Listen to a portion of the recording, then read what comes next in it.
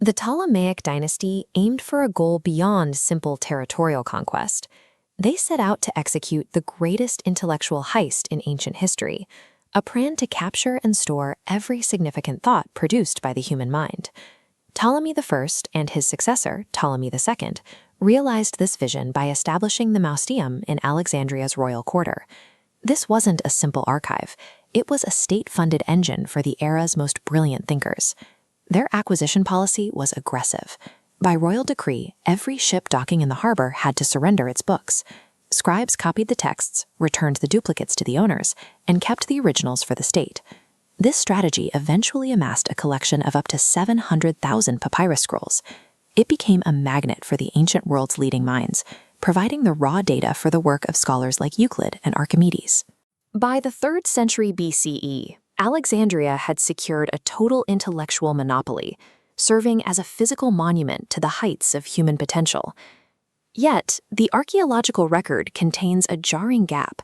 Despite a collection that once held nearly 1 million documents, not a single original scroll from the Great Library exists today. Common folklore suggests a simple answer. A single, catastrophic fire consumed the entire building, destroying centuries of wisdom in a single night. But applying historical forensics to the timeline reveals a much more complex reality. The library's disappearance is a 2,000-year-old cold case, where the evidence points far away from a single inferno.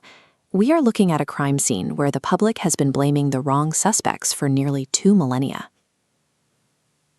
Our first suspect is Julius Caesar.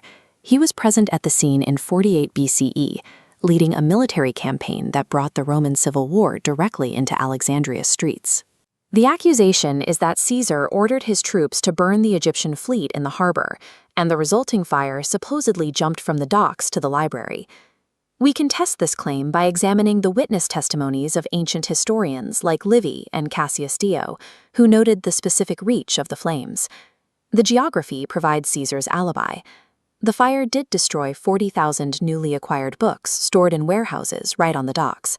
But the main library was located deep within the Bruchion, a heavily walled royal district that sat safely away from the waterfront. While the loss of those export books was a tragedy, the core institution survived Caesar's war and continued to function for centuries. Next, we investigate the charge against religious zealots. In 391 CE, the Christian bishop Theophilus led a mob against the Serapeum, the site of the library's overflow collection. The mob targeted the pagan temple's physical infrastructure. However, no contemporary account provides evidence that they systematically destroyed the actual books stored within. That brings us to our final prime suspect, Caliph Umar, following the Muslim conquest of Egypt in 642 CE. A 13th century historian claimed the caliph ordered the library's contents to be used as fuel to heat Alexandria's 4,000 public bathhouses for 6 straight months. This account has a major chronological flaw. The key witness in the story, John the Grammarian, had been dead for decades before the army even reached the city. The physics are equally impossible. This data visualization compares the thermal energy of a papyrus scroll against the requirements of heating thousands of public baths. To last 6 months, you would need millions of scrolls, a volume that dwarfs even the highest estimates of the library's peak collection. If neither Roman soldiers nor religious mobs delivered the final blow, we are left looking for a much more patient, invisible killer. The library met its end through a slow, silent combination of biological decay and shifting economic priorities. Ancient scrolls were made of exceptionally fragile cyperus papyrus. In Alexandria's humid, salty air, it's an easy target for rot. Without constant recopying, scrolls deteriorate within a century.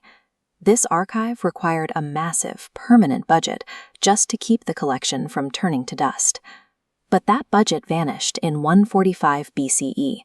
Pharaoh Ptolemy VIII purged the city's intellectual elite and slashed maintenance funding, removing the very scholars who managed the constant cycle of transcription. The state withdrew the human upkeep required for organic media to survive. Once maintenance stopped, the library's collection was on a countdown to extinction. The final blow was a technological transition. Cheap papyrus scrolls were replaced by the parchment codex. Made from animal skins, parchment was incredibly expensive. This economic bottleneck meant only well-funded texts were moved to the new format. Everything else was left to rot. While the central library faded, the practice of teaching survived.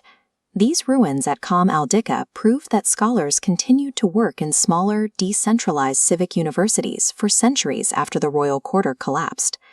The Great Library didn't die in a flash of heat. It was slowly starved by centuries of institutional neglect.